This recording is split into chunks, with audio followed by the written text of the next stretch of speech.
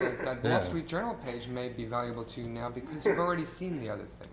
Well, And if you hadn't, you might never have. well, also, Yeah. when I become this salivating old man on the subway, like one of those messengers with the brown manila envelopes, you know, when I become one of those guys, I can always have in my back pocket the picture of myself on the Wall Street Journal. Your scrapbook.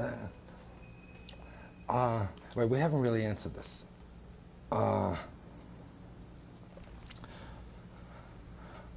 Who's manipulating who? That's the question. Yeah. Yeah, and I think for some reason I'm not saying this clearly enough, but I mean, basically I think what I'm saying is that it's really been a wrong move to provide that kind of documentation on the wall because you're no longer providing you might mean it as documentation, but in an art world context, this becomes an exchangeable commodity. All right. So you're interested. I mean, it's no longer documentation. It's something else. It has a status that's equivalent to an original painting. And so this is some kind of compromise of the revolutionary vision that was part of that generation that you speak of to what? Change the whole system of distribution and production in the art world, to make art a different kind of substance than it was? Well, maybe we never had a defined enough program. I think we just assumed this was going to change the distribution. We didn't plan how it was going to change the distribution. Yeah, it was hope or assume. It wasn't that we had a definable program of how this was going to occur. We didn't have an alternative system. In other words, we didn't build an alternative system to counter that. There were a lot of artists that got very rich in their own lifetimes just before this happened. I mean, did that have any... There are a lot of artists of my generation who gotten somewhat rich. Yeah. There are a lot of artists in the generation afterwards who were getting very rich very quickly. Yeah, but you see what you're, again and again, you plan it within the gallery context. Exactly. Right? So maybe that was the wrong move, because if you look back in history, like the futurists, they didn't go to the gallery, they went to the people. You know, if you have, let's say, instead of aiming at the gallery, at Judd Gibson or Castelli or the Museum of Modern Art, you were aiming at the people in Grand Central Station or 42nd Street. Yeah. The impact probably would have been greater, and you would create like a media phenomenon. Yeah, well, I think this is when I first started the but discussion. But he's saying that part of the conflict here is that he wouldn't be doing this. He wouldn't be functioning in the art gallery, art world situation if he didn't want to be. Well, I mean, that is some kind of... Yeah, but I think a lot of us had, for example, Grand Central Station in mind. And still do. Yeah, I don't think we knew how to get there. He's trucking this thing through the town squares of Europe. Sure, but remember, that thing through the town squares of Europe would not have existed if it wasn't supported by museums in each city. Exactly. I mean, it always comes down to that same thing. Europe is a different system, you know. But the thing is, if you're aiming at other media, you know, like you have other artists, for instance, like Andy Warhol, you know, that he came to the gallery through the back door, in a way, because he took something from the popular culture, right? And then he brought it back to the popular culture, and in that process, the art world got in between.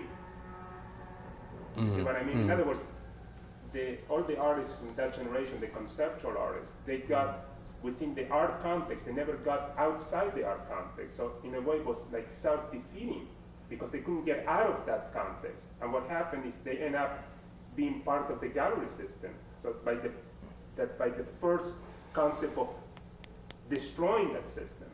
Oh, but it's very omnivorous. I mean, it'll just swallow anything that comes along and make it part of it. That's part of the difficulty of overcoming. You can't. The only way is to really stop. Is to put it in like another context. Books, be on television, make records, do it otherwise. You know? Which then provides other contexts. I mean, so, I mean, you never totally free yourself from having to adapt, right? I mean, part of what all of this is about is survival, isn't it? I mean, you say somewhere that in this type of work where you're working in a gallery, you take it as a kind of microcosm, a kind of model of cultural space generally. And so your activity. Yeah, but it becomes a kind of model of operating and handling yourself as an individual in the culture generally. Sure. And so you're using this kind of metaphorical transfer to say a lot of things. I mean, to voice a lot of things, and you can use the art context of that up to a certain point. Yeah, yeah. And then it becomes, as you say, phony. I mean, it's just play. Yeah. What would it be? Talk about the work, some of the examples of the work. Well, let's talk about some of the things. What would you like? Which pieces recently do you think you'd like to talk about? Do you want to talk about this thing and well, maybe we should start with the People Mobile. You mean the thing in Holland? Because it's a very interesting. Yeah. Yeah, maybe we can start with that because that applies to that starts something with more recent stuff. People Mobile was a piece designed to travel to five cities in Holland. It was in effect a traveling truck, a flatbed truck. The flatbed truck, on the back of the flatbed truck were these 28 or so steel panels. In each of the 5 cities, the truck would settle in the town square for 3 days. Each day, the panels would fold off the back of the truck into a different shape, a different physical structure. While the truck then was used as the base for these structures, the cab of the truck gained a face.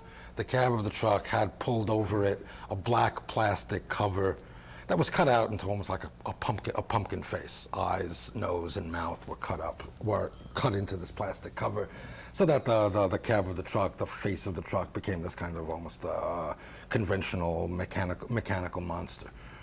The first day, the panels fold off into a kind of basic set of steps leading up to a wall. The second day, kind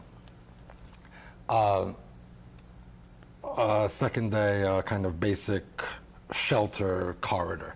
The third day, a basic table and chair place for people to sit at.